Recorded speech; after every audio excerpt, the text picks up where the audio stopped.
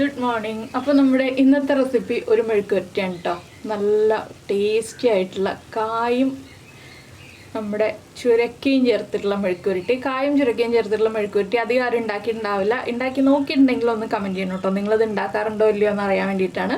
ഉണ്ടാക്കി നോക്കിയിട്ടില്ലെങ്കിൽ ഉറപ്പായിട്ടൊന്ന് ട്രൈ ചെയ്ത് നോക്കിക്കോളൂ. ചോറിൻ്റെ കൂടെ ചേർത്ത് കഴിക്കാൻ നല്ല ടേസ്റ്റാണ്. കുറച്ച് തൈരും ചോറും ഒക്കെ ഉണ്ടെങ്കിൽ നല്ല സുഖമായിട്ട് നമുക്ക് കഴിക്കാം. ഒരു പപ്പടവും കൂടി ഉണ്ടെങ്കിൽ അടിപൊളിയായി. അപ്പോൾ എങ്ങനെയാണ് നമുക്ക് നമ്മുടെ ചുരക്ക പച്ചക്ക മെഴുക്കുവരട്ടി തയ്യാറാക്കുന്നതെന്ന് നോക്കാം. നമുക്ക് നമ്മുടെ ഇൻഗ്രീഡിയൻസ് നോക്കാം. നമ്മളിപ്പോൾ ഒരു ചുരക്കയുടെ പകുതി എടുത്തിട്ടുണ്ട്. അത് ഇതുപോലെ ചെറിയ പീസുകളായിട്ട് കട്ട് ചെയ്തെടുത്തിട്ടുണ്ട്. നമ്മൾ ചുരക്ക പച്ചടിക്കൊക്കെ കട്ട് ചെയ്യില്ലേ, ആ രീതിയിൽ കട്ട് ചെയ്തെടുത്തിട്ടുണ്ട്. അതുപോലെ തന്നെ ഒരു നേന്ത്രക്കായ എടുത്തിട്ടുണ്ട്. അതും ഇതുപോലെ ചെറുതായിട്ട് കട്ട് ചെയ്തിട്ടുണ്ട്. കണ്ടോ, ഈ ഒരു വലിപ്പത്തിലൊക്കെയാണ് കട്ട് ചെയ്തിട്ടുള്ളത്. പിന്നെ നമ്മളൊരു സവോളയുടെ പകുതി എടുത്തിട്ടുണ്ട്. അത് നീളത്തിൽ കട്ട് ചെയ്തിട്ട് കുറുകെ കട്ട് ചെയ്തെടുത്തു.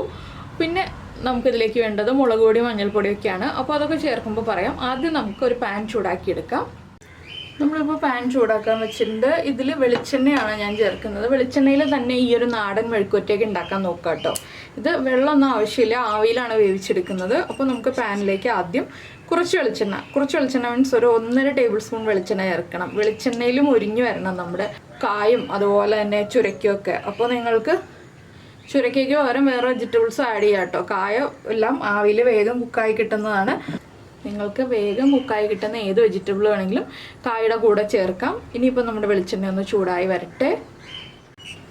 ഇപ്പോൾ നമ്മുടെ വെളിച്ചെണ്ണ ഒന്ന് ചൂടായി വന്നിട്ടുണ്ട്. നമുക്കിതിലേക്ക് 1 ടീസ്പൂൺ കടുക് ചേർത്ത് കൊടുക്കാം. കടുക് ഒന്ന് പൊട്ടി തുടങ്ങട്ടെ.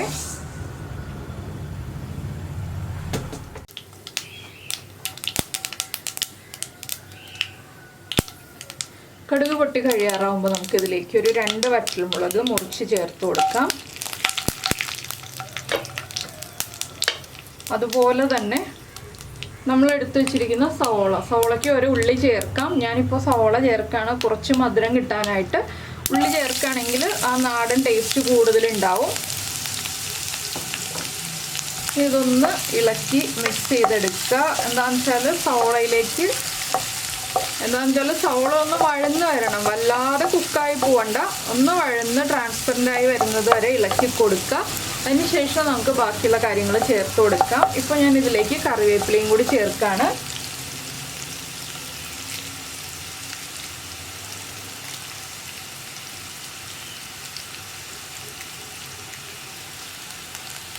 അത്യാവശ്യം കുറച്ച് കറിവേപ്പിലയൊക്കെ ചേർത്താലാണ് നമ്മുടെ മെഴുക്കുവരട്ടിയിൽ ആ കറിവേപ്പിലയുടെ നാടൻ ഫ്ലേവറൊക്കെ പിടിക്കുക.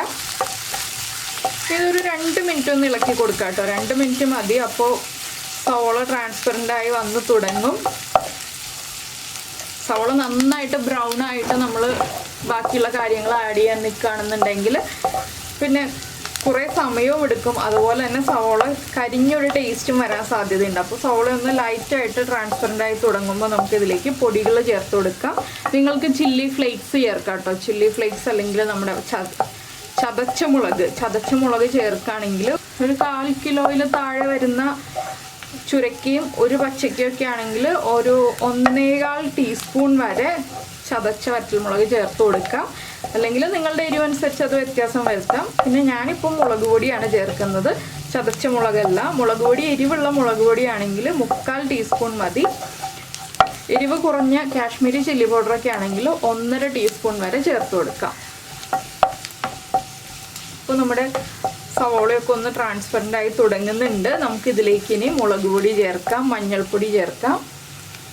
ഒരു 1/2 ടീസ്പൂൺ മഞ്ഞൾപ്പൊടി,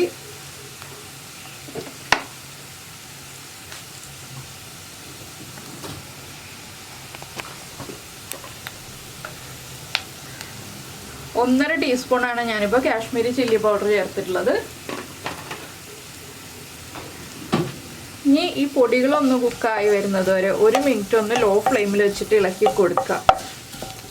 പൊടികൾ നന്നായിട്ട് വെന്ത് വന്നാലേ നമ്മുടെ മെഴുക്കുവരട്ടി കറക്റ്റ് ആവുള്ളൂ. അല്ലെങ്കിൽ ആ പൊടികളുടെ പച്ച ടേസ്റ്റ് ഇങ്ങനെ നിൽക്കും. അപ്പോൾ വെളിച്ചെണ്ണയിൽ നന്നായിട്ട് പൊടികൾ മൊരിഞ്ഞ് വരട്ടെ. ചില്ലി ഫ്ലേക്സ് ആണ് ചേർക്കുന്നതെങ്കിൽ കൂടുതൽ സമയം ഇളക്കി കൊടുക്കേണ്ടി വരും കേട്ടോ. മുളക് പൊടിയുടെ അത്രയും ടൈമല്ല, അതിലും കൂടുതൽ സമയം എടുക്കും ചില്ലി ഫ്ലേക്സ് ഒന്ന് കുക്കായി വരാൻ. ഇതൊക്കെ വളരെ സിമ്പിളായിട്ടുള്ള മെഴുക്കുവരട്ടിയാണ്. നിങ്ങൾക്ക് ഏറ്റവും എളുപ്പത്തിൽ ഉണ്ടാക്കാൻ പറ്റുന്ന റെസിപ്പികളാണ്. നമ്മൾ ഉപ്പ് ചേർത്തിട്ടില്ല കേട്ടോ ഇതുവരെ. ഉപ്പ് നമുക്ക് ചേർക്കാം. എന്താണെന്ന് വെച്ചാൽ നമ്മുടെ വെജിറ്റബിൾസും കൂടി ചേർത്ത് കഴിഞ്ഞിട്ട് നമുക്ക് ഉപ്പ് ചേർക്കാം. ഇനി നമ്മളിതിലേക്ക് ചേർക്കുന്നത് നമ്മുടെ ചുരക്ക കട്ട് ചെയ്ത് വെച്ചിരിക്കുന്നതാണ്. ചുരക്കയിൽ നിന്ന് തന്നെ വെള്ളമൊക്കെ വരും, അതുകൊണ്ട് ആ ആവിയിലുള്ള വെള്ളത്തിൽ വെന്ത് വന്നോളും. നമുക്കിനി കട്ട് ചെയ്ത ചുരക്ക ചേർക്കാം. ചുരക്ക ചേർത്ത് ഒന്ന് ഇളക്കി മിക്സ് ചെയ്തിട്ട് ചുരക്കയിലേക്ക് ആ മുളകൊക്കെ ഒന്ന് പിടിച്ച് വന്നിട്ട് നമുക്ക് നേന്ത്രക്കായ ചേർത്ത് കൊടുക്കാം. എല്ലാം ചെറുതായിട്ട് കട്ട് ചെയ്യണം എന്നുള്ളതാണ് ഈ ഒരു മെഴുക്കുവരട്ടിയിൽ ശ്രദ്ധിക്കാനുള്ള കാര്യം. വലുതായിട്ട് കട്ട് ചെയ്തിട്ടുണ്ടെങ്കിൽ കുക്കായി വരാൻ കുറച്ച് സമയം എടുക്കും. പിന്നെ നോൺ സ്റ്റിക്ക് പാനിൽ തന്നെ ഉണ്ടാക്കാൻ ശ്രമിക്കുക. അങ്ങനെ ആകുമ്പോൾ നമുക്ക് ഈ നേന്ത്രക്കായ ചട്ടിയിൽ പിടിക്കും എന്നുള്ള പേടി വേണ്ട. ഇനി നമുക്കിതിലേക്ക് ഉപ്പ് ചേർത്ത് കൊടുക്കാം. ചുരക്കയ്ക്കും നേന്ത്രക്കായനും എല്ലാം ആവശ്യമായിട്ടുള്ള ഉപ്പ് ചേർക്കാം.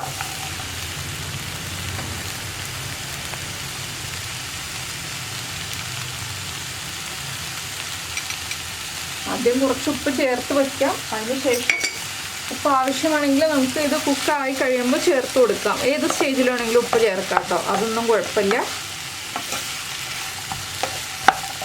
നന്നായിട്ടൊന്ന് ഇളക്കി കൊടുക്കുക ഉപ്പ് ചേർത്തിട്ട്. ഇനി ലോ ഫ്ലെയിമിൽ വെച്ചിട്ട് വേണം നമ്മൾ കുക്ക് ചെയ്തെടുക്കാൻ. ഹൈ ഫ്ലെയിമിൽ വെച്ചിട്ടുണ്ടെങ്കിൽ ഈ ചുരക്കയിൽ നിന്ന് വരുന്ന വെള്ളം അപ്പോൾ തന്നെ വറ്റിപ്പോവും, കറക്റ്റായിട്ട് കുക്കായി വരില്ല. ലോ ഫ്ലെയിമിൽ അടച്ചു വെച്ച് നമ്മൾ വേവിച്ചെടുക്കണം. ഒരു 7 മിനിറ്റോളം വയ്ക്കേണ്ടി വരും. ഇടയ്ക്കിടയ്ക്കൊന്ന് ഇളക്കി കൊടുക്കുക.